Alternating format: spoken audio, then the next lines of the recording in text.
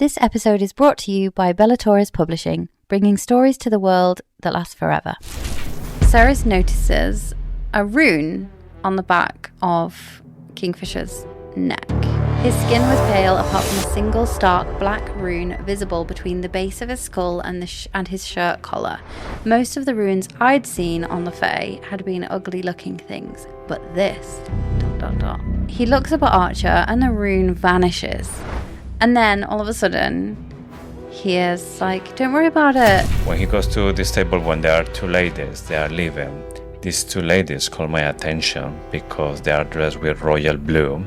So they're leaving the table and Fisher is looking at the floor. Obviously, he doesn't want any of them recognize them. And I think these maybe two women, they are gonna be maybe some important characters in the next book or later on in the story. And then the second thing, which I thought was really cool, was the tree in the courtyard. So outside the forge, there was this like walled courtyard, and there's a tree there. It stands alone, and it's the only one in the whole place that doesn't have any leaves on. It's not evergreen. It made me think of the tree in the Garden of the Gods, in Zorath's Garden.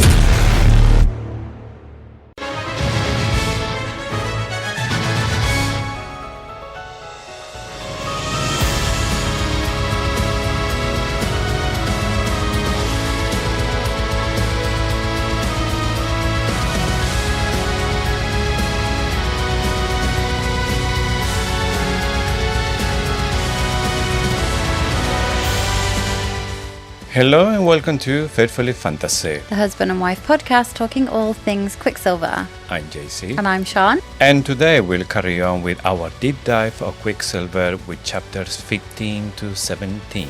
And just heads up, we might use strong language and explore adult themes. This episode will contain spoilers from Quicksilver, the Kingfisher POV chapters on Callie Hart's website, and snippets of information we've had from Callie Hart herself. And before we start, quick reminder, if you want early access to our episodes, bonus content every month, and no annoying ads like this one, you can have all this by becoming a supporter. You can try it for free now and cancel anytime. For the best deal, visit faithfullyfantasy.com or simply subscribe on Spotify or Apple Podcasts for instant access. Don't miss out and become part of our community. Also, if you're enjoying the show, please take a second to rate us wherever you're listening. Spotify, Apple Podcasts, YouTube, all of it. It helps more fantasy lovers find us, and it's one of the easiest ways to support what we do. A quick tap and you've made our day. And now, without further ado, let's enter the map 10. So, if you remember, Fisher, Ceres and Carrion are on horseback, and they are getting the 5 hells out of the Winter Palace. Ceres is done with Fisher's smugness. Onyx is jumpy, and the shades in the forest are setting the background ambience. Fisher shrugs it off as just vibes, but it is creepy. They stop at a pub en route, and Wren pops in to drop the law bomb that Solace was actually Fisher's dad's sword, and oh, by the way, Fisher is kind of a legend known as the Dragon's Bane, the Fisher King. Fisher is mortified, while the entire tavern raises toasts like he's the celebrity guest of honour. The party leaves via one of Fisher's shadow gates, a dark swirling portal that Ceres does not want to ride, but her shiny new oath to Fisher makes her body obey, whether she likes it or not. Our walking green flag Renfus is fuming about the lack of consent. Carrion wakes up, hooray, confirms Hayden is alive, hooray, and immediately starts roasting her about kissing Fisher. So there at Carlish, instead of a bloody battlefield, it's an idyllic manor, complete with fire sprites crying tears of joy over Fisher's return. Ceres is unimpressed. They argue again. Fisher insists protecting Avelia is his birthright. Ceres claps back that saving her family is the morally right thing. But then comes the kicker. Fisher opens a shiny magical forge and reveals 15,000 rings waiting for her to transmute. Whatever that means. Yes, we have a couple of things, and this chapter we start to see the world start to go Expand. deeper. Yeah. Yes, so we're going to explore a little bit more, going into the fine print, the part of the show where we scour the pages for clues of what is to come. Chapter 15. Sarush. Something that it caught my attention in this one is the Sarush is like a celebration, a cheers in this book, but it sounds very similar to the word in Spanish, salud. There's the word that we use when we are celebrating or we cheers or something. Yeah, say cheers. Yes, so we say salud. So in this book they say sarush. That's kind of like maybe how in Spanish there's drunk. Yeah. Sounds like sarush. So Maybe. I still think in the Calihard is using some Spanish. I don't know if it's Just a bit of influence. influence. Yeah, it's yes. cool. Yeah. So I didn't immediately have a lot to say about this chapter title, and I always have something to say about the chapter titles, until I did a bit of Googling. I like to see if these names that are like essentially made up have any kind of links to mythology or folklore or anything. Sirush is a dragon or a serpent in Mesopotamian myth, which is, I carried on reading, and this dragon serpent is seen on the Ishtar Gate. Yes. And I just liked the link because obviously there's the dragon, there's the gate, the Arjun Gate, and it links back kind of to what Fisher is so revered for in this scene. Yes. So I thought that was quite an interesting link. Yes. Probably totally unconnected, but But you never know, because an author always look for inspiration a little bit for everywhere, and they start to make one piece or everything. So there might be something there as well. yeah. Okay, let's going to start with this chapter, and we start as leaving the Winter Palace, and we're going through the Wicked Wood. There's a really interesting place. A place that is covered or is full of shades. That's how Kingfisher calls them. And this shade, basically for us, they are ghosts. He said that when somebody dies in a really horrible way, the spirit is going to say it stays there and it stays living that moment constantly for eternity. And we say as well the normally is when something really horrible happens, they stay there. But at the same time, something that caught my attention, he said that is like a prison for the most heinous crimes. The people that they had a really horrible crimes, when they got killed, they got sent there somehow. So Yeah. I don't know. Yeah, so I thought this was really cool and creepy. So Onyx gets really stressed when they're about to enter the forest. Yes. And I wondered if there's a connection between Onyx and the Shades, or at least the people that were the Shades when they were alive. They did something heinous to the spirit that is linked to Onyx or to Onyx. Yes. And there's a kind of, I don't know, a weird thing. Although Onyx does seem to get stressed at multiple points. Yes, but the last week we were talking about maybe the possibility that Onyx could be Fisher's mom.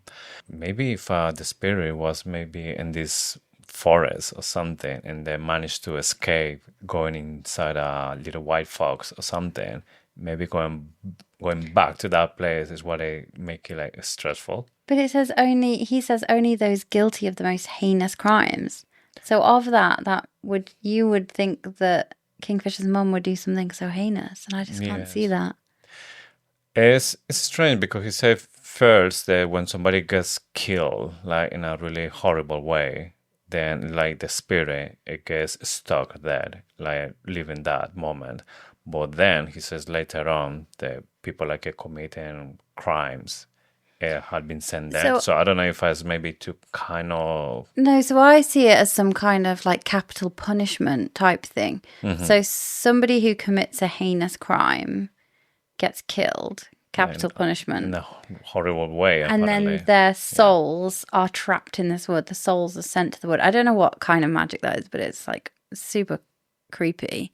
Yeah. But I would say then and the wicker wood, the word wicker makes me think of the Wicker Man, that really strange film. Yeah. And that makes me think of burning. So possibly like, because they burn a giant effigy, don't they? Yeah. It makes me think of that maybe. And then I wondered also, so I had a bit of a thought, because we know that Malcolm committed some pretty heinous crimes. I wonder if his soul, or he could be sent to the Wicker Wood. Yeah. And in that way, you might encounter him again. Mm. Yeah, it would be really interesting to see that, because lots of times it seems that maybe vampires don't have like a soul. So that's like one of the reasons why they don't reflect themselves in a mirror. And it would be interesting to see if he was a fae first, turn into a vampire. When he dies, he will go there. But does Fisher say that it's souls, or it's just kind of an imprint of their life that's like trapped there? I understood like spirits. And even he's saying that, they have no body, they have nothing like physical to hurt you. And they don't even know they are there, like the life form, like Fisher and Ceres. So I'm guessing that soul was spirit. Yeah, it's also like Dante's Inferno, isn't it? Where they have souls in the Divine Comedy, have souls trapped in the trees, that the souls are trapped and they have committed suicide. It's for people that have committed suicide and they get trapped in these trees, and it's an awful forest. I think it'd be quite good to think about where we might go there again. So I expect that that will not be the last time we are in the Wicker Wood.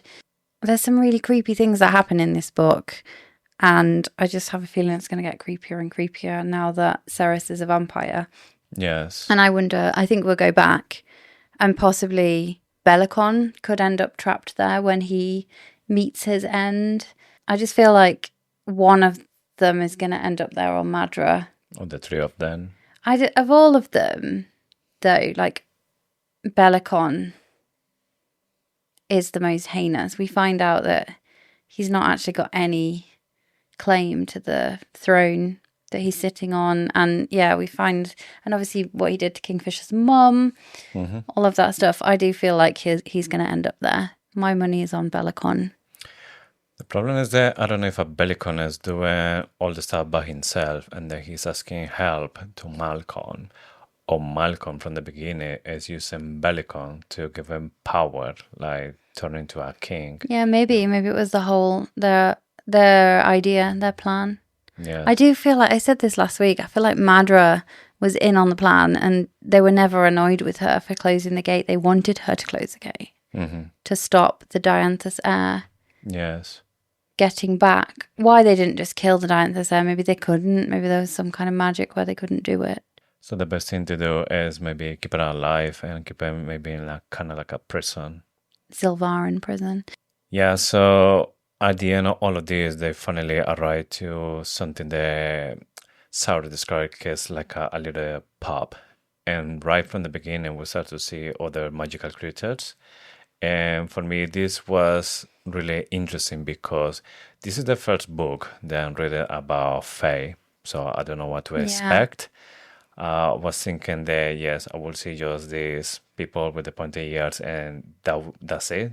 But then I start to see there's so many magical creatures that I know from other stories or legends or other stuff, and they're all here together. So I don't know when we're talking about Fae, if that is like mandatory that all these creatures they're gonna be there. So normally I've read a lot of Fae stories. Normally you have high Fae, like highborn Fae, and you know that Everlane does mention that term, and they are like human like Fae, but they're bigger and they're stronger. Certain appendages of their body are always bigger than human ones. We learnt last week that they have extra organs as well, which we're yet to find out what they are. But they're the highborn fae, the high fae. And then you have lesser fae. And they're like, I say fairies, but it's spelt fairies. And I don't know if we're supposed to say fairies and that it's just changed over hundreds and hundreds of years of folklore and they've all become fairies. But some of them have wings, some of them are tiny. The one that bites Ceres in the pub is tiny. Yeah, it's something like maybe like think about for Peter Pan, something like that. That's what I'm thinking. Yeah. Then you have the stable hand who has ram's horns. He is kind of like, I would say, Mr. Tumnus from Narnia. He is a satyr, I think he's described as in this book, because Kingfisher does explain to Ceres while they're waiting 2 hours for, or I don't know, 2 hours or more for Renfus. Yeah. And that's from Greek mythology. Then you have tall, reedy, thin-limbed beings with bark-like skin. That made me think of Groot. Good. Yeah, but like the big ones. Yeah. But they have wisps of thin, flowing white hair. Then there's small, hairless things with charcoal-coloured skin and slitted amber eyes. I don't know if that is a type of fire sprite, because that does sound like the charcoal skin does seem a bit like the fire sprites. And then there's 2 males with shaggy furred legs and cloven feet and horns. Tiny fairies. There's loads. She says something about goblins being there, and she says selkies. And selkies, after a bit of research, are seal shapeshifters. So from like Scottish, Irish, Gaelic mythology. Yeah. It's a shapeshifter that turns into a seal. I love this as well because and I keep coming back to this, but when we saw Kelly Hart in Nottingham, she said, pay attention to the different factions of people because they'll be coming back. So at this point, Ceres is really concerned because she doesn't know what's going on. She thinks for a moment that maybe they're going to spend the night there. Fisher said that no, they're going to Kalish, but he is really reserved with her about details. He's giving information, but not giving any descriptions or anything like that. They're going inside, they start to have a drink, they're going to find a table, and then they're lucky, they're going to find a table that I think is like in a corner of the place. And Fisher, he goes inside and he has the hood covering the head. Doesn't want anybody recognize him. When he goes to this table, when there are 2 ladies, they are leaving. These 2 ladies call my attention because they are dressed with royal blue. They say they're coming from far away because they're coming with winter clothes and stuff. They are standing up, so they're leaving the table, and Fisher is looking at the floor. Obviously, he doesn't want any of them recognize them. And I think these maybe 2 women, they are gonna be maybe some important characters in the next book or later on in the story. I think they had a story with Kingfisher. That maybe Kingfisher saw them, but obviously right now he is going incognito here. But I don't know. It's something about the description of them that doesn't fit in this place. Yeah, I thought it was funny because I was thinking they're both dressed the same.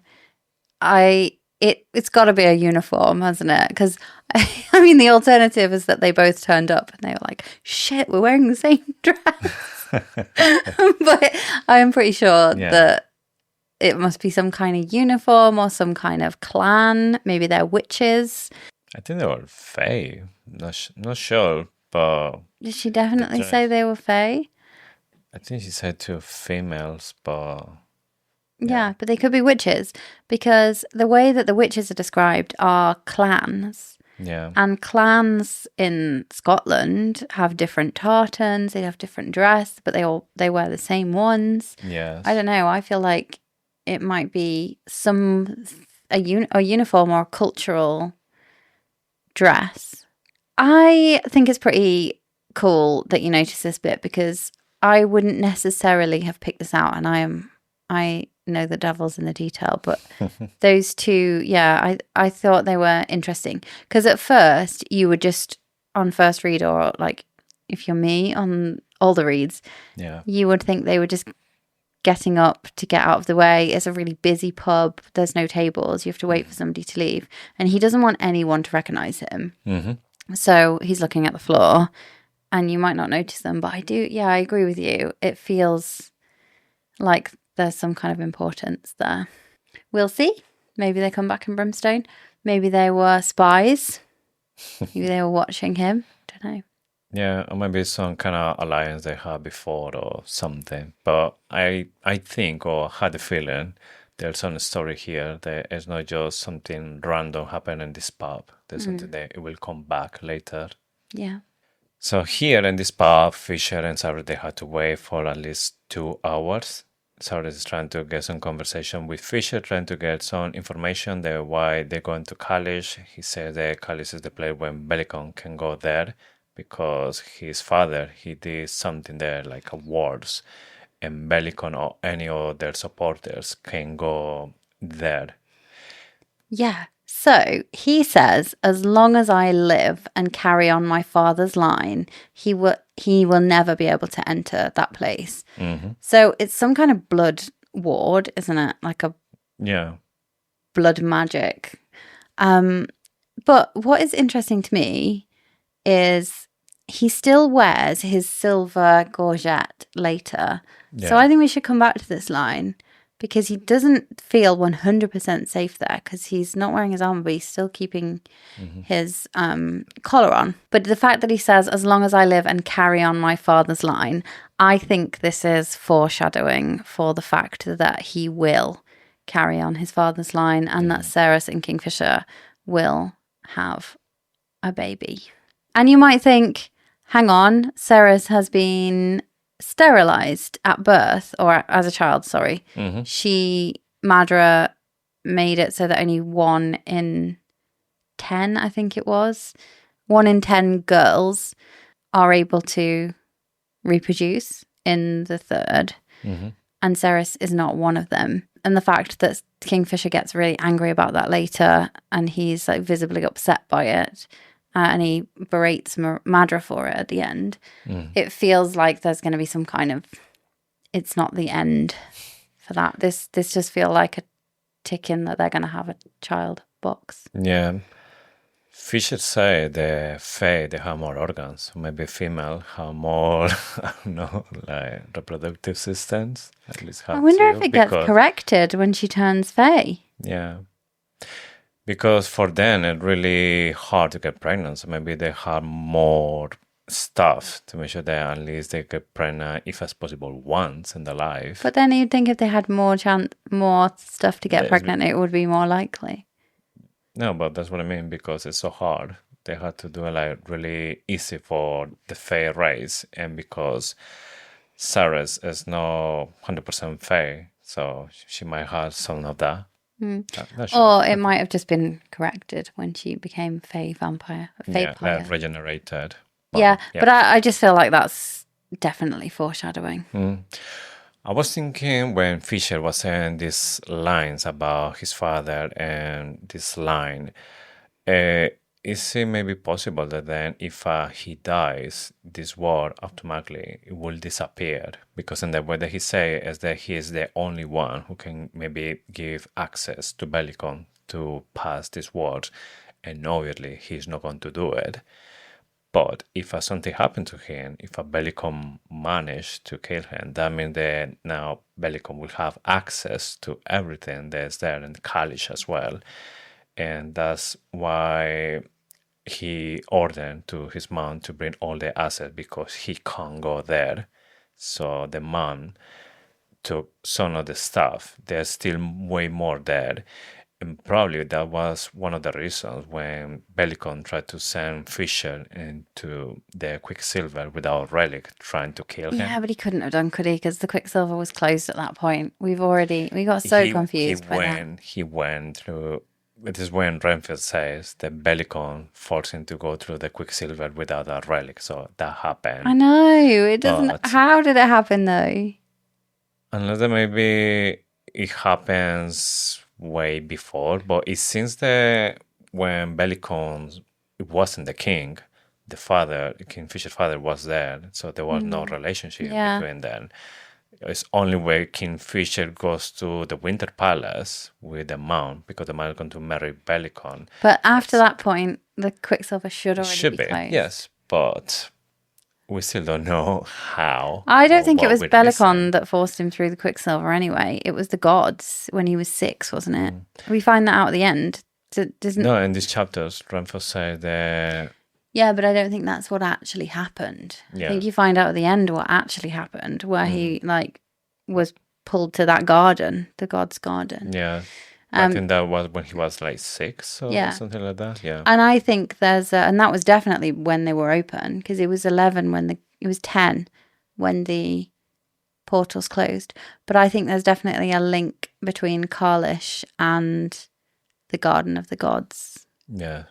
Ramphus appears in this place, and when he sees Ceres, he gets happy, he smiles, and even more when he sees Fisher. Fisher stands out, Ruffin giving a big hug, and Ramphus is something that's really funny for me in this moment, because it's like a really emotive moment when they like just giving a hug, like friend they've been a long time not seeing. But then the first time they Ramphus say like, "You are fucked, my friend." Yeah. You are so fucked. I don't know whether that's because Bellicon's pissed, but he says that Evelyn is really pissed. Yes. I can imagine as well. She'd be just so squeaky with her. Yes. I think they've met here before. So Kingfisher said they have a meeting point for when like the shit hits the fan. Mm-hmm. And it must have happened so many times that Ren and Kingfisher have to meet in this bar. And Ren comes there thinking, is he going to be here? I don't know. Like God only knows where this man has gone. And he sees him and it's like relief because that's the first place he would think to check, and he's not going to have to traipse around Avelia trying to find Kingfisher. Yes. But Bellicon is really pissed because he took Nimeral and obviously the alchemist. Yeah, he also... No, he didn't... He wasn't pissed that he took Nimeral. He was pissed that he took Solus. Oh, yeah, Solus as well. Yeah. And he was like, well, it was my dad's. No, he didn't say that. Ren says, you took it because it was your dad's. Yeah. Yeah, so they go to leave and they get spotted. And it's like... Everybody knows who they are. Everyone's got a story about the Lupa Paralia. And they're not just celebrities. They're like war heroes. Yes. And Ceres cannot believe it. She's like, to me, Kingfisher was a surly, foul-mouthed bastard who I wouldn't piss on even if he was on fire. To everyone inside this tavern, he was a living fucking god.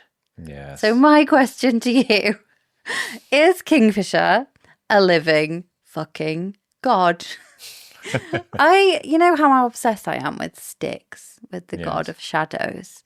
That was my first thought. I was like, ooh, is there some link there? Is that why he's flipping? Because he flips off the gods again at Carlish. Yeah. Is he like just flipping off all the others? But then you find out he's Zorith's champion. So I think at the end it's confirmed that he's not a god. But there's just something about the tree at Carlish for me. And the fact that she says to everyone inside this tavern, he's a living fucking god. I don't think he is, but he totally could be. He's definitely a god's champion. So that's one thing. I don't know if I may be, when you're a god champion, in some point, you might have, I don't know, like godhood by the end. Godhood. Yeah. Like god status. Yeah. Like something like Hercules and Zeus. Yeah. Hercules had to go from certain task to go back to the Olympus. So maybe something like this. Yeah, or maybe they're like, these gods are picking champions to replace them. They're just playing their board, and then it's like playing chess board with humans. Yeah. Face. But maybe they will become gods. Yeah. I don't think he is a god. I just thought it was a really interesting line to break down. This chapter again is so funny. A couple of things that really made me laugh out loud in this chapter. So the image of Carrion with his head lolling over the horse and it just like bonking on the flank of the horse. And Sarah's being fuming at him the whole time. He's not even conscious, and she's just really pissed off with him for being there and for like lying to say that he was Hayden. And then when they get to the image of him like being thrown in the stable, but there's a bit when they just arrive when he tries to buy Onyx, which is another interesting point because the stable hand says, interesting, I've never seen one, or I haven't seen one with black tipped ears for centuries or for years and years, which means there's some kind of link to the past there for Onyx, which I can't quite get. But it just means that they're either extinct or incredibly rare. But anyway, Sarah says it's not for sale. Kingfisher says, unfortunately, the fox is not for sale. She thinks it's his pet. She thinks it's her pet. And he's like, how much for that one then? And Fisher's like, how much you're offering? And so Fisher wants to sell Carrion. It's really funny. Yeah, it's true. Onyx is tipped ears. Do you have any theories about that? He says the ears and the tail as well. Yeah, so, like Pikachu. Yeah. It seems that it's something that used to be there before, but it was because maybe there was magic to transform somebody in that kind of animal, and that magic disappeared a long time ago, and this is maybe the remains. Yeah, or it's the same fox. Mm-hmm. Like the fox has been around for years and years, and it's gone away, and it's not a baby fox. It's like a phoenix, where it keeps getting reborn. Yeah, an immortal fox. Mm. Yeah, interesting.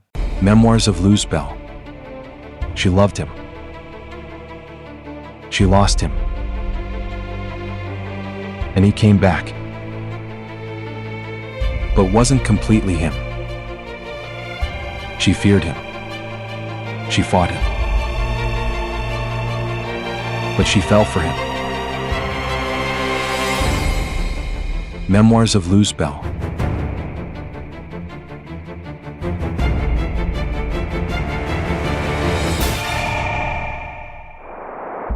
Now available on Amazon.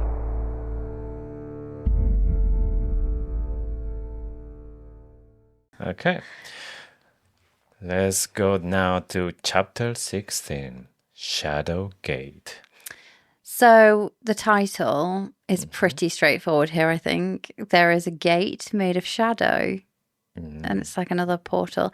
There's lots of different portals in this book, because you've got the Quicksilver portal, you've got the Shadow Gate portal, you've got Renfus's portal that he can do. Yeah. There's lots of ways of traveling around. Yes. And if that fails, they've got horses. True. But I think even Fisher in like short distance, he can just disappear from one place to another one really quick. So he can just go there, maybe go like longer, like jumping. Yeah. Go really fast. Yeah, that's like winnowing in Akatar, where you just like can do lots of short distances. Cool. Yeah, I don't think there's a double meaning here. I think it is literally the Shadow Gate. Although the shadow and the like darkness and the link to the fact that he forces her to go through is a little bit dark. But they go out of the pub. Sarah says the outside is a gateway to hell and it's awaiting. Yeah, that's foreshadowing, because there literally is a gateway to hell in the ceiling later in the book when I think when Fisher creates the Shadow Gate to return Evelyn to Carlish, and they climb in and they end up in the fifth circle of hell. But the funny part is that Fisher said this is the best way to go to Carlish, otherwise we had to go 2 months and the horse going through the mountains. And Saris prefers go into the horse, and she hates the horses. And she said, "No, I will get used to it. They are anxious to it." Yeah, but it would be terrifying. It's like a black hole. She even talks about it like a singularity. Like it is a black hole. Yes. And she nearly passes out when she sees her foot going into it. It would be terrifying. I think I'd probably rather take the horse. If you imagine this giant swirling vortex in front of you and you just have to walk. Yeah, you just have to walk through it. That would be terrifying. I think that was written really well. I don't know. I find that maybe I will be feeling like embarrassed trying to like, oh no, this is magic. I'm not going there when they see this just like the most regular thing. So it's like maybe somebody there's going to the, I don't know, take an airplane for the first time and no, how is possible? This is so heavy, can fly. It's not possible. Yeah, but then Being like this. there is that fear. I would maybe just be like, okay, I'm going to close my eyes, just pull me through. I'd rather just be dizzy for 5-10 minutes, even being sick, than spend, I don't know, 2 months in a travel. But she was like, it's fine, I've hunted for food before. Yeah. And the cloak's quite warm, she says. I will take a like no-brainer if like, I don't know, like a family trip with the children, like having that instead to spend, I don't know, 10 hours in the car or something Especially like with that. our electric car, we have to stop and charge it halfway through. You don't have to plug in a shadow gate for some extra charge Yeah. on the road. Yeah, but she doesn't want to take it. No.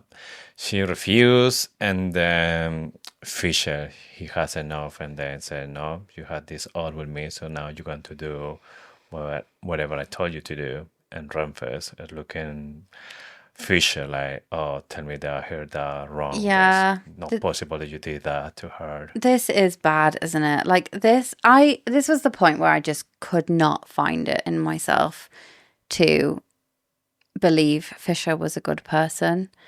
Because consent is so important, and forcing somebody to do something is really dark. Like really, really dark. Even if it's so like we talked about this last week as well, that I think this is going to come back at some point, and he says he promised Ren that he wouldn't do it again, but I get vibes that he's going to make her go away somewhere to say, or he's going to go away himself and force her not to come looking for him. But and in the chapter he says that he will get rid of that oath once she finished with the 15,000 relics. Yeah, well, they have to because they've made the oath. Yes. But she's just an idiot at this point. Like, as soon as I read the oath that she made him, I was like, well, that's shit. Anyway, we'll get to that bit. But she just, I mean, I don't mean it's a really good storyline. It's a really good plot. It's just that she's a bit of a moron for not realizing what she was signing up for. Yeah. But so Callie Hart has confirmed that it's a Ceres and a Kingfisher book, and it's about 50-50. So 50% Kingfisher POV, 50% Ceres POV. And while it could be that they're in different parts of Sanasroth, so she could be in the bedroom while he could be like out somewhere. I just really hope, I'm like blissfully hoping that this doesn't mean that he goes away, forces her not to follow him, and then the POVs are needed because you need two storylines in two different places. Yeah. Is he going to get captured? Is she going to have to go and rescue him? Maybe. I don't know how bad it's going to be because doesn't mean that we're going to end with 2 cliffhangers. Oh, that would be good. That would be really good. Yeah. Although, yeah, it's just the wait, isn't it, for the next one? Anyway, they're going through the shadow gate, and yes, Cyrus had the description that she's kind of like disintegrate inside this black hole, and then she spotted everything until she feels that she is falling and she hit the floor, and she just stays there, doesn't she? Yeah, like her head against she can't the cold even move, floor. and being sick, and she's like, "Oh, I'm sorry." But Good she can't job she move. didn't eat much of the stew. Yes. She wasn't hungry. It's a good job. Yeah. It all ended up on the floor. Poor Archer having to clean it up. Yeah, she got sick twice. And Fisher, he just left her there with Ramphus. Ramphus was like saying like, oh, I'm sorry, he is not like this. There's just the Quicksilver. For him is really bad because he's constantly fighting against these voices and blah, blah, blah. Is it the Quicksilver or is it the rune on his neck? Yes, we're going to that part as well. He is weird here. Like, he's totally red flag. This is red flag Kingfisher at its peak. Obviously, we know that he's coming back, and green flag Kingfisher will get a glimpse of that. Yeah. But I just feel like this is a little bit unforgivable, forcing her through the gate in the first place and then just leaving her on the floor. That doesn't It's not his seem... problem. Yeah, but that doesn't seem like someone who has a bond to this person. I know that later he says he was trying to make her hate him because he didn't want her to die, and in the like somebody always dies in a God's bonded partnership, and he was just trying to push her away so that she didn't fall into the trap. I know he tries to justify that, but this is a little bit, this is bad. Yeah. Kingfisher is not coming out of this smelling of roses. No, she even said there to Ramford, you don't have to apologize because he's just a bastard. Yeah, and he is. Yes. But she can't even stand up. She is just so dizzy that Ramford has to grab her. And that is the last thing that she remembered, because then, I don't know if it's next day, presumably it is, and she awakes because Carrion is awake and the fox is just protecting her. Yes. There's something curious how these little fox start to be so protective, and I don't know if doesn't recognize Carrion. I mean, if this fox is a fae and is related to all of this, if I maybe knew Carrion when he was little or yeah, but something. nobody does. Yeah. Nobody remembers him. Yeah, maybe or nobody knows him because he was like so little. Yeah, but nobody can smell him as well, which is weird because I would have thought that you would have been able to smell fae blood. It's different. But Kingfisher definitely doesn't notice. It has to be like the full glamour for not just for humans, for fae as well. Yeah. So make sure that nobody can recognize him. Yeah. So Carrion saved Hayden.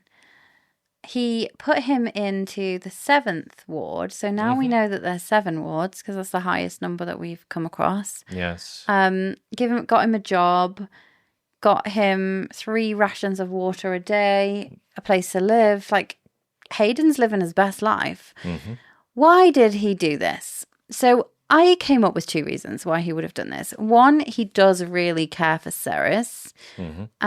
I don't think we have a love triangle here. I think we will continue to get Carrion and Kingfisher, like Carrion joking, Kingfisher getting pissed off. We did get a snippet from Callie Hart today of the audiobook on her Instagram. So if you haven't seen that, you can scroll through her Instagram. And it alludes to the fact that Carrion and Kingfisher will be alone somewhere.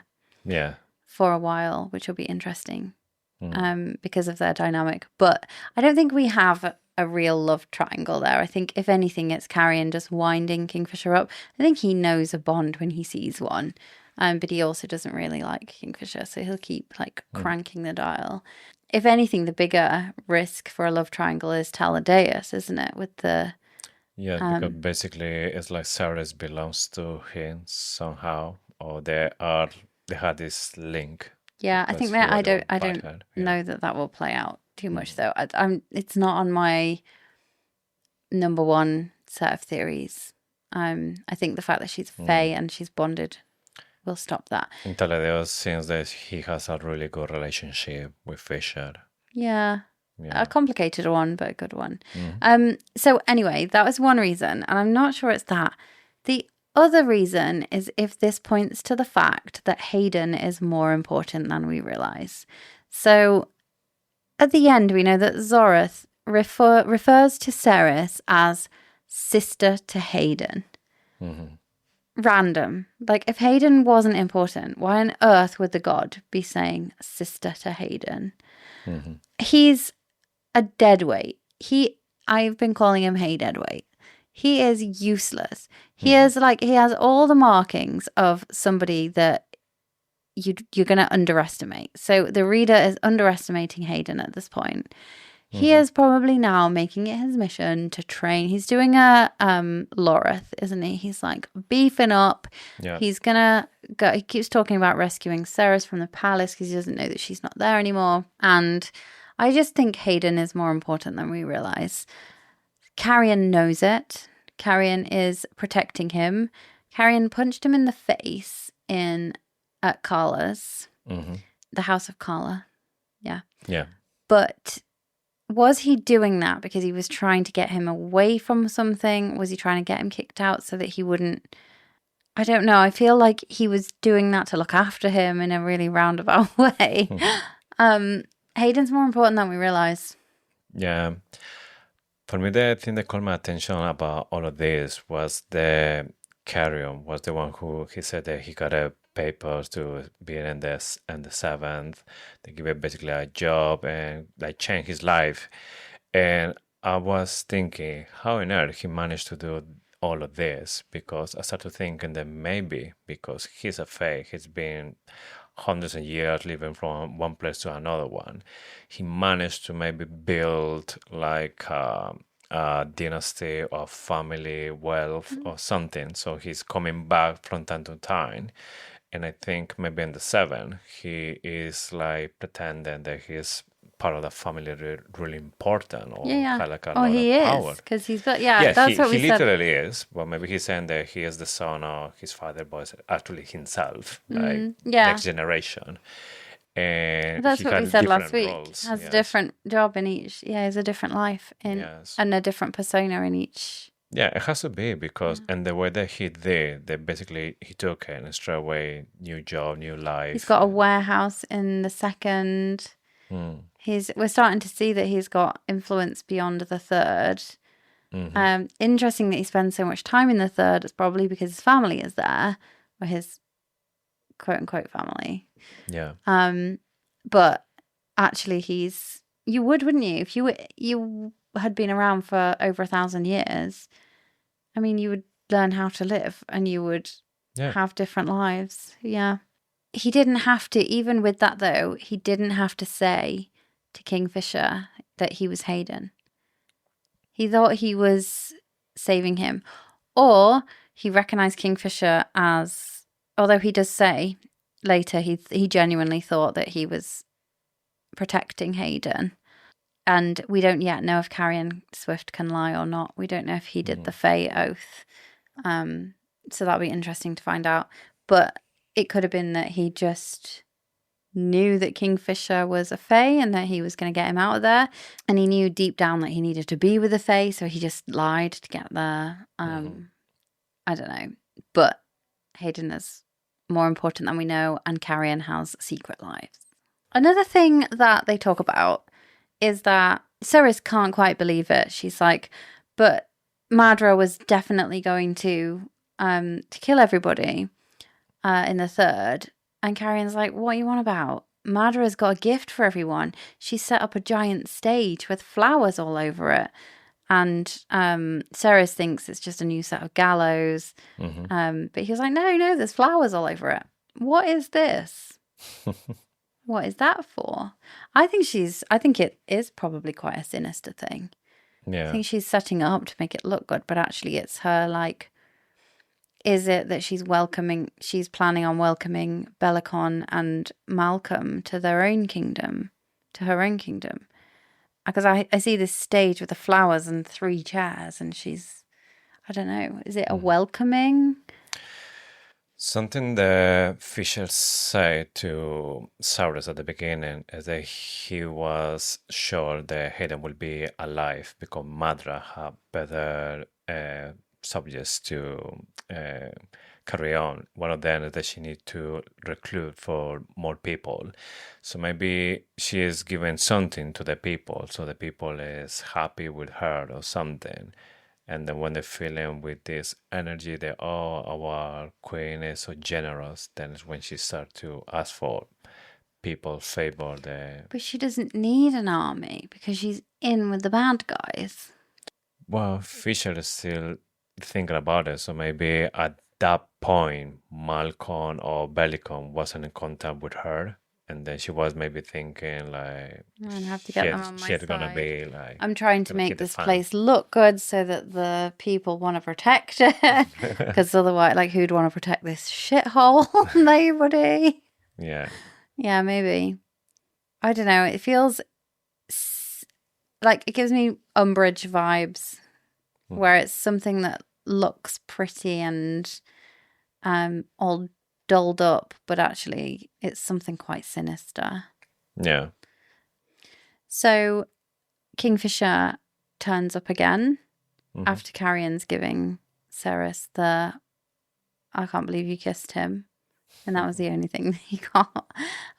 Kingfisher turns up again, and like I said before, so he's not wearing any armor, which makes you feel like he's comfortable here. He feels safe, but he is still wearing his silver gorget, the silver plate that protects his throat. Yes. Who does he not trust, apart from maybe Carrion? But he wouldn't know that he wouldn't suspect that Carrion was Fae or vampire. So who doesn't he trust? Maybe it's not the people who is inside his house, and more maybe the people who can arrive uninvited, because But they can't get in. Any of Bellicon's supporters, and you would think that anyone who supported Malcolm would support Bellicon because they're in it together. And it feels like the Sanas Rothians know that. It feels like it's only Avelia that doesn't know that. And yeah, so they physically couldn't get through the wards that his dad set up. But he doesn't trust somebody, does he? Yeah, but the Fiddles, they managed to go through, isn't they it? managed to get through. Yeah. You're right. So Yeah, it must be that. I think maybe by the time when the father made these words, it was generally just thinking Bellicon and everyone that's below him. But Malcolm might be sideways or above Bellicon. Yeah, maybe. Yeah. So for me, that could be the reason that he's constantly with his gorget, because maybe he's thinking that anytime Malcolm's going to appear. Yeah. So Kingfisher wants to take her to the forge to start making the relics. He is not going to force her to do it because Ren has given him a talking to about consent. Thank you, Ren. And she makes another oath. It's in her own words as well. She totally sets herself up for this. She is like, I will let them go home. Repeat after me. I will let them go home when they've made enough relics for my people. I mean, it's obvious, isn't it, at that point, that what is enough? She is so shit at making oaths. Enough relics for your people. Yes. How many people has he got? He's a lord, for God's sake. Obviously, he's got a lot of people. I mean, even if you're thinking about, I don't know, something completely like under the number, like 1,000 or 2,000, that's still a lot. For her that she can't even make. You don't even know how to do it. So what she was thinking is... It's like me committing to wallpaper all the people you know's houses. Yes. Well, you don't know. I don't know how to do it. No, I give it a go, but I don't know how to do it. Yeah. How many people do you know? True. It could take years. Yeah. The other funny part that happens here is when, after Fisher said that, okay, you're happy with this because your own words, he even is smiling because like, oh, poor little thing, doesn't know what she's doing here. And then like, shit, But he I'm still happy does with it that. anyway. Yeah. He's like the epitome of morally grey at this point. But he's not morally grey. He's morally good. It's this fucking rune on his neck. But when she's happy with that, then he said, okay, now follow me. And Carrion is like, and what's going to happen with me? Are you just going to let me here locker all the time? And we're like, you're not being here locker. You can just go do whatever. I don't care about you. And Sarah like, what? You didn't even check the door? I'm just assuming they will be looking. Locked in. What's he going to do? He can just wander around the house. Yeah. Well, at least like open the door and see where they are, because they were in a room with no windows. So yeah, It's looking maybe like a really nice cell. But with 4 beds Yeah, as well, what kind of a room needs 4 beds? yeah. It's like the orgy room. It's the guest room for the family. Something. Oh, sorry, I went in a completely different direction to you. Oh my God, that's so funny. Like a hotel, but yeah, it was probably that. Sorry, everyone. I'm so naive. No, I'm just in the gutter. Okay. The other thing that Carrion says is that Elroy is going to the palace gates every day in an attempt to, like, he demands to see Ceres. They say no, they send him away. And then he goes straight back to the forge and gets to work, is what Carrion says. And I think this means that Elroy is now making weapons again. Yeah. I think he's like, oh, I've got to save Ceres. Going back to the revolution. Yeah. And he's starting to make his weapons, not his glass bells. Yes. Okay, so let's move on now to chapter 17, Kalish. Kalish. So again, not much to say here apart from they're in Kalish. Yeah, there's no second meanings in this one, isn't it? It's just straightforward. They are there. That's the name of the chapter. Yeah, I've been like searching for anagrams in Kalish. Couldn't find anything. Sorry, failed. I'm sure there's something. Oh, well, it can't be every single one, isn't it? No, maybe this is just it's like, that's it. Yeah. We're here, so that's the name of the chapter. Fisher takes Cyrus away from the room, and this is the first time where Cyrus starts to look at what is outside, because so far she's been in a room with no She's got out of the windows. family room. Yes. So she is impressed with the place because it's a really big house, really beautiful, and the way that she described it. Then there's a part when Fisher said that this place was built by my great grandfather. And the thing that caught my attention here is that he says in a brusque tone, there's something that maybe there's like a feeling here, something in the background of these lines. So I don't know if there's something going on with the Fisher family. I don't know, something that happened long time ago. You know, sometimes they talk about stuff that happened in the past. There's maybe the shame of the present. So I don't know if the great-great-grandfather of Fisher did something to build this massive house, and he's just saying it that way. It could be. I didn't spot this, so well done for spotting it. I'm just thinking about it now, though. It could be that he's ashamed of the wealth because he is like deep down, not even deep down, like under this fake facade that he's putting on. Mm-hmm. He cares about his people, and he goes into a tent just like any other war camp. He's just in any old tent. Mm-hmm. Do you think he's embarrassed about the amount of wealth that his grandfather showed against his people? Because obviously he's got this big stately home. Yeah. Fisher isn't the type of person that's going to want to live in a big stately home, is he? Yeah. He'd rather live in Ballard, just like Fisher's mum. He's no somebody you could say that maybe like a prince or something from royalty. He's just more a warrior. He's a lord, but he's not really. Yeah, he's a warrior. Or maybe he said it in a proud way. Maybe you just chose to read it in a way that he's like, yeah, my grandfather built this.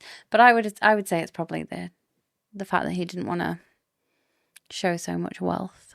Yeah. But when they're walking is when they found Archer. Archer is the fire sprite. He's really happy to see Fisher, but at the beginning, he just even threw like a tray that he had with some cups. They just get smashed in the floor. And he's just like, oh no, oh no, oh no. Like he's looking at a ghost, and even he's looking at Cyrus and say, can you see her? Is it real? And so they're like, yeah, unfortunately he is. Yeah. But interestingly, Ceres expects Fisher to like blow him off and be rude and like probably chastise him for dropping the tray. But Ceres notices a rune on the back of Kingfisher's neck or Yes. on the top of his back. He says his skin was pale, she says. His skin was pale apart from a single stark black rune visible between the base of his skull and his shirt collar. It was complex, all interlocking fine lines, loops and curls. Most of the runes I'd seen on the Fae had been ugly looking things, but this ... And then he looks up at Archer and the rune vanishes. And then all of a sudden he is like, don't worry about it. He gives it a gives him hug. a He's hug. happy. He's smiling. He even sets fire to his shirt because Yeah. he's hugging a fire sprite. So what is this rune? Yes, I noticed as well when I was reading this, and my first thought was that must be like a rune to cut the feelings. Maybe he doesn't want to feel anything. A and that's why. masking. So be feeling masking rune. Yes, and that's why he is always so cold, so distant, because maybe when it's no warning, he just gets so, deep and everything is happening, and that's when he suffers the most. So he wants to maybe have like a break. But how does he control that himself? Like, I see what you mean, because reading that bit does think he goes from someone that's really cold to someone that is really warm and kind and family orientated.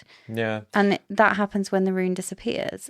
Yeah, but I'm sure if a people can do something like that, they will do it. If maybe they are in like a really stressful meeting and then start to feel attack and then start to feel the stress, the one you like maybe just disconnect and don't give a shit about anything and just even being rude because you don't That care. would be really sad. I don't feel like that at my work. I think you have to be like able to be yourself, and if somebody like, yeah, you've got to be able to not take everything personally. I get that, but yeah, it's more like when you're feeling attacked yeah, or something like this. yeah.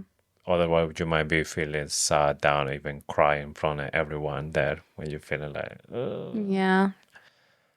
But yeah, it seems that this rune is just making Fisher the red flag walking. When he's not wearing this rune, it's just himself. But there's no reference about this appears again, isn't it? No, I don't think so. But then I have to say this is the first time I've noticed it. Mm-hmm. So I'm going to be on Fisher Rune Watch. Although he does have a lot of tattoos. Yeah. And just this bit is like pale. His tattoos do move as well. Yeah. So I wonder if there's something to do with that. Is it something that the gods are like helping him with? I don't know. What is this magic? What is this magic? What's that from? Oh, it's Quirrell.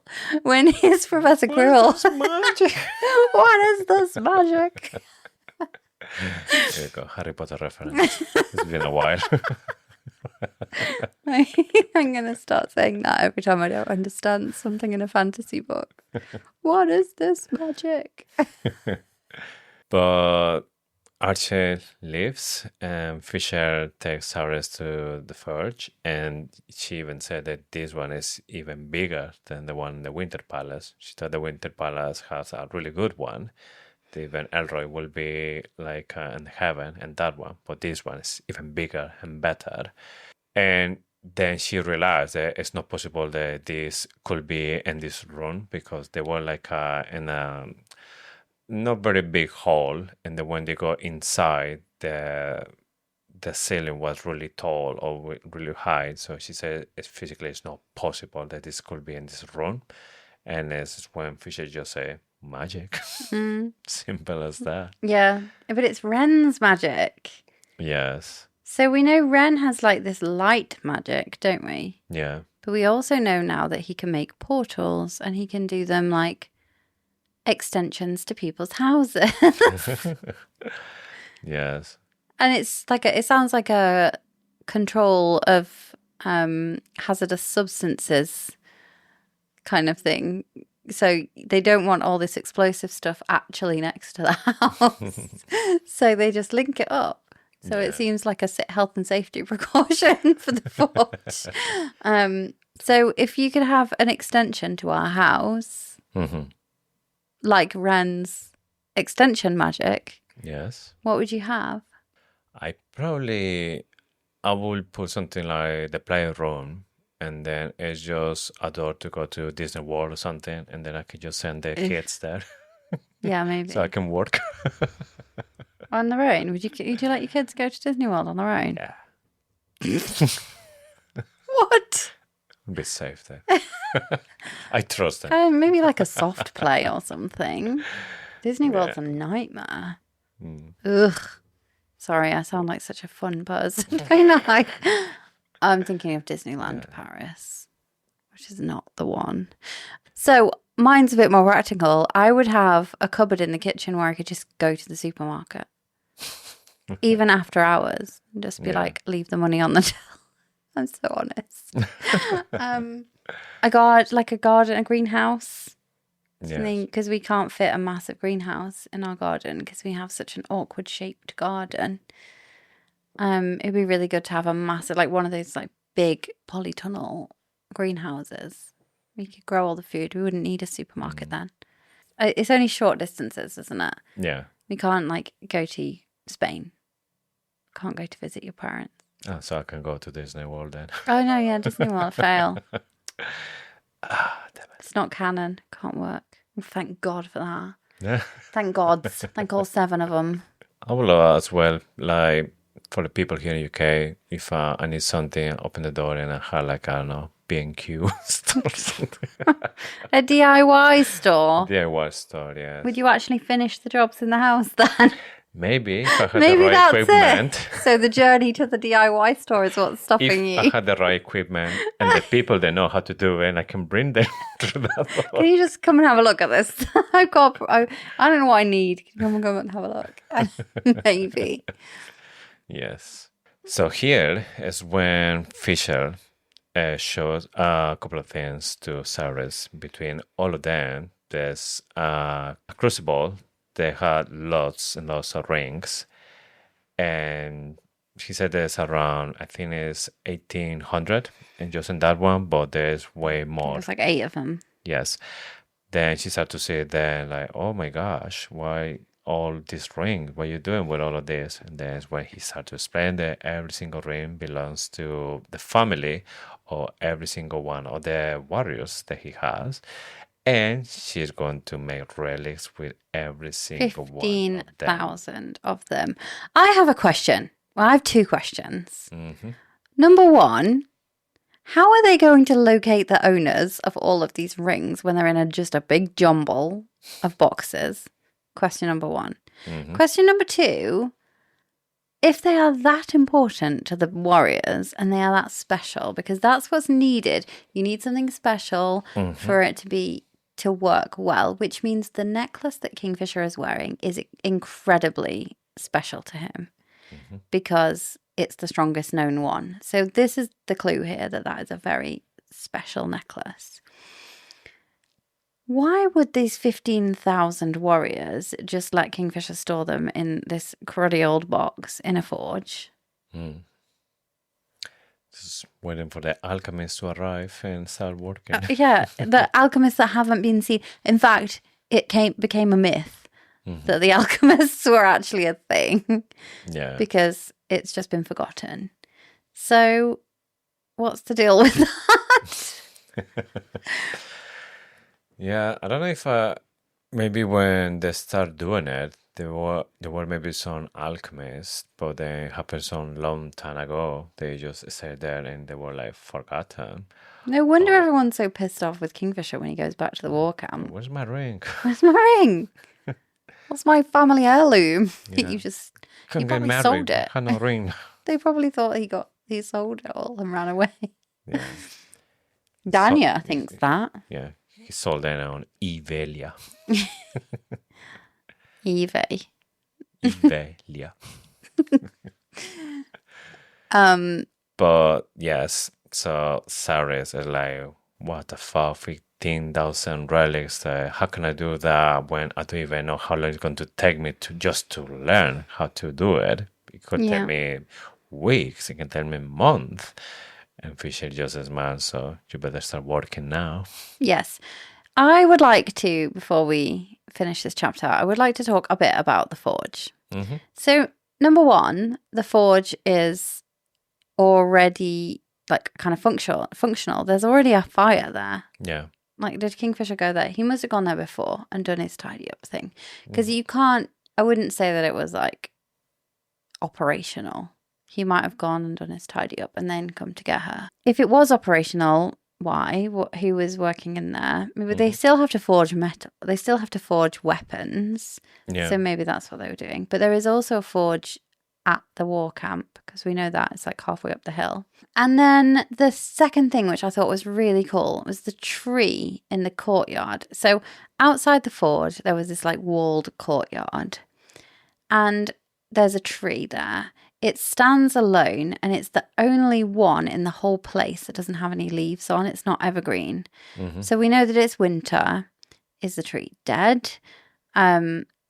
Will the leaves ever come back? Because it is a wintry place. There's always snow. And she notices over the wall in the distance, there's loads of trees, like where the mountains are, and they're all evergreen. So they've got leaves on them.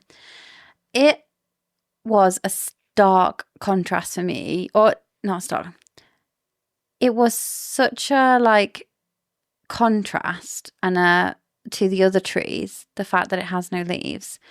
It made me think of the tree in the garden of the gods, in Zorith's garden, that connects all the realms. All the realms. And that is Zorith's garden, isn't it? So there's a tree there. Yeah. And all the leaves are different worlds. And it's his garden and his twins are there. It doesn't seem like the other gods are there. Yeah. The question is, do the other gods also have these trees? And because they're active gods, do they all have leaves on? Did that tree once hold the secret to like a load of universes? Is it basically a dead version of the tree that is in Zorith's garden? Yeah. And then it talks about my grandfather. It talks about building this place. Did he build this place around this tree? Was his grandfather a god? Was his grandfather Styx, for example? Because I'm obsessed with this god of shadows. This tree, there's something about this tree, and it's linked to the tree in the garden of the god of chaos. What do you think? Yeah, it's definitely something curious about it. I don't know if I take it like there's a specific link. This tree maybe is kind of like something to tell to the gods what's going on and this place, something to make sure that everything we like a can feature network. is under control, something like the symbol or the something from the gods. But it could be as well maybe something the fisher will use as well to talk to the gods, kind of like in the Bible when Moses was talking to God through a tree that was in flames or was in fire. So I don't know if we will see something like this. Maybe Fisher goes out and start to talk to the gods through this tree. Well, I wonder if maybe this is the tree that, like, maybe when Kingfisher was 6, there was Quicksilver here. And this is the pool that he was pulled through. Because you'd think that Kalish would have a pool of Quicksilver. Maybe it was here. Maybe because Kingfisher resisted so badly, and he was in a rage, wasn't he? When he apparently he was in a rage. Could he have destroyed the tree already? Like, there's something to do with this tree. Yeah, some story behind. Yeah. And again, on the first read, I didn't even notice it. And then I've read this book so many times, and only now am I thinking that this tree is so important. There's a meaning there. Yeah. Yeah, completely agree. Okay, so with this, we end the chapter 17. Oh, wait, that was quick. That's what she said. Oh, dear. So, shall we open the pages of Adina's sketchbook? Okay.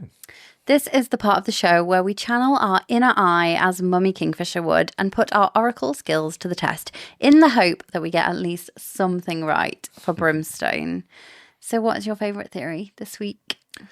For me, I'm going to say there's something dodgy about Kingfisher family tree. So not this physical tree, family tree. So the great grandfather did maybe something the Fisher is not proud about it, and just because it's part of the family, he has to live with that. But I think there's more like a background story from Kingfisher family, and we will see that obviously in the next books. Interesting. So my favorite theory is the tree, that there's A a link. connection, Yeah, something yeah. there, So yeah. again, it's probably something to do with Kingfisher's family tree. The literally a family tree. I think that it was built around, the house was built around this tree, and it is another like portal to other worlds. Yeah. But it's currently out of service. I think, though, an honourable mention does need to go to the fact that I do believe that Hayden is more important than we know. Yeah, there's something going on about him as well. Yeah, There's something strange. about Hayden. Yes. So sticking with the theme of precognition, shall we look at the chapters that we're going to cover next week? Sure. So next week we'll come in just with 2 chapters. They're long ones, though. Yes. So it's going to be chapter 18, Crucible, then chapter 19, Bones and All. It feels like a light week with 2 chapters, but there's quite a bit to say in here. We are just preparing these chapters according with the time that it takes to read prepare them, all yeah. of them. So yeah, it's going to be two chapters, but we're going to be packed a lot of stuff to talk about it. Okay, should we do questions from the Quicksilver? Okay, what we got? This is the part of the show where we listen hard to the whispers of the Quicksilver and dig deep into our souls for the answer. Last week, we asked, talking about Onyx, if your spirit came back to possess an animal, what would it be? I think for me, it's definitely going to be like a kind of bird. I really don't mind what kind of bird. It could be a big one or little one, but something that made me feel just, I don't know, free, flying, all of that. I want that feeling, just be in the sky, looking like everything. Would you fly if you could? Oh, yeah. Maybe you're supposed to be a bat boy. You're supposed to be an Illyrian warrior. A bat boy. Bat, yeah. Bat boys for life. Bat boys with a Z. Yeah. Yeah, that'd be a cool one. What about you? Probably something that hibernates. I believe it. Like a grizzly bear. A grizzly bear. I could just cozy up with my book in my tree. What is the other one? There's like Maybe hedgehog. a marmot. Marmot. I think I'd be a bear. I could be cuddly or I could be fierce. And I could hibernate with my book. Yeah, boy, just sleeping, not reading. Well, I think that's like grizzly bear PR. Yeah, they're definitely reading their books.